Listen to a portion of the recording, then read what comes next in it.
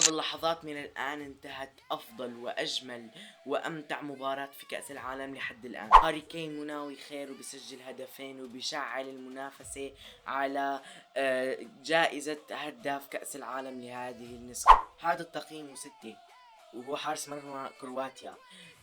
هو بالنسبة إلي من أفضل لاعبين المباراة. شال تصديات ذكرني بنوير حرفيا.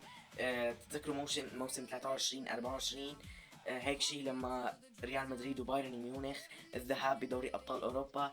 عمل تصديات نوير اعجازيه، وهاد عمل بجوز اكثر من التصديات اللي عملها نوير بالمباراه. وراشفورد هلا على حظنا تألق وسجل هدف جميل من صناعه بوكايو ساكا. ولعت المجموعه حاليا انجلترا المتصدره وكرواتيا المركز الرابع بانتظار الساعه 2 بالليل مباراه غانا وبينما لنشوف كيف حيصير ترتيب المجموعه بعد المباراه. بس هيك لا تنسى المتابعه ولايك الفيديو.